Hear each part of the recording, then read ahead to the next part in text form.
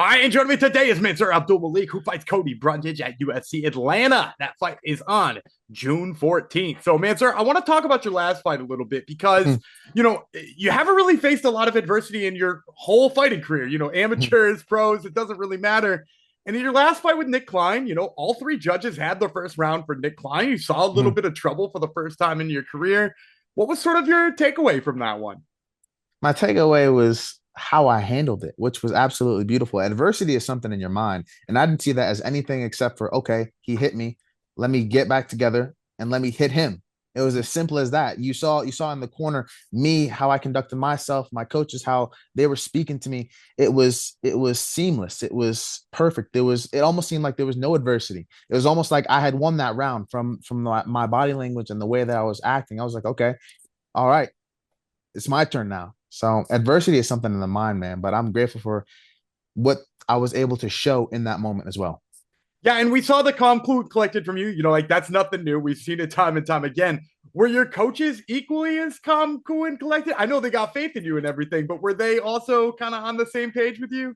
100%, 100%. Of course, they'll be like a little bit more analytical about it. Like, okay, we lost this round. We need to get back and do this, or he hit us. Don't let that happen again. They'll be a little bit more strategic about it, and I'm more, all right, let me get him now. He got me. Let me get him. So mine is more straightforward. Theirs is a little bit more analytical, but we're on the exact same page. And you obviously looked like you weren't pressing too much in that next round Mhm, either. You looked just as composed as mhm. you were before. But you just said to me, let me go get him. Were you sort of eager to get that next round started too? Were you anxious? 100%, man. But I had to make sure that I didn't make the same mistakes again. And that mistake that I made was completely on me. Props to him because he hit me with a very, very, very clean shot, and it was beautiful if you look at the technique behind it and the speed behind it and everything. But that was totally on me because I was pressing him and I was pressing him in a way where my defense was not where it needed to be, and I got hit with something I shouldn't have gotten hit with. But I fixed it, and then I made my attempts to go at him. My attempts were successful. I love it. Now you said you obviously made the adjustments on the fly. A little extra work in your training camp for this kind of thing too. Did you button up the defense a little bit? Absolutely. I'm always buttoning up the defense. I'm always buttoning up the offense, but there's times when you can be a little bit too focused on a game plan or a strategy. And I feel like I caught myself in that moment doing that. You could just see from my body language, I wasn't as free as I normally would be in practice, where I've been in other fights. I was just way too focused on the idea that I had when it comes to a game plan. So I kind of not I didn't let the game plan go, but I kind of pulled back a little bit, and I was like, okay, this is my arena. This is my space. The game plan shouldn't be focused on him. You should be focused on yourself, and you should be focused on the things that you're able to do. And I just changed my mindset a little bit, and it showed, man. It showed.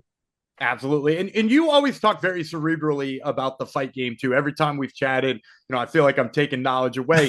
And now I got to ask though, you're just talking about game plan. A lot of people do that with their coaches. A lot of people just entrust in their coaches. I've had fighters say they don't do any game planning at all. They just trust their coaches. Where do you sort of fall on that scale? How much of it is, your work and your film watch, and how much of it is you sort of resting on those coaches you trust? So I take it as I need to do all the work myself. I need to study this guy. I need to cultivate and produce my own game plan for him. I need to come up with my own ideas, my own entries and exits and everything in between. I need to come up with that on my own. In addition to my coaches doing whatever they do on their own. And then we come together and we see what's what. We see what's beneficial. We see what's not beneficial. We exchange ideas. We exchange perspectives. He has a way different perspective, my coach, Eric Nixick, than I do. I'm a fighter and he's a coach. He's been a coach way longer than I've been a fighter. I'm in the UFC. I'm a signed fighter to the UFC and he isn't.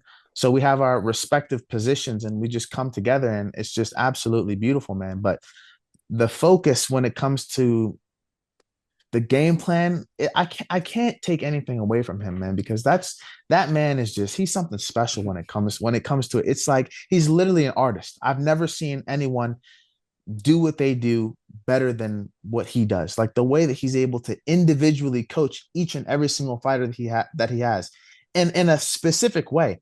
I might be different to the way that he coaches Sean Strickland. I might be different to the way that he coaches Chris Curtis. And he does it in such a special way, man. It would almost seem like that's his only fighter. I'm his only fighter, or Sean Strickland is his only fighter, or Chris Curtis is his only fighter.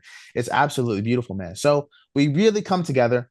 We do our own work and we come together, but I can't take anything away from him, man. He's inspired me to do my own work, if that makes sense.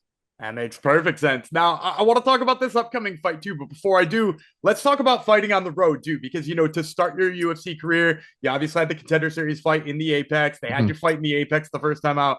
It seems like after those first couple of performances, the UFC is not in the business of sticking Mansur Abdul-Malik in the Apex anymore. So when you saw, UFC Atlanta, wherever it is, big arena, what were sort of your thoughts on getting to be on the road again?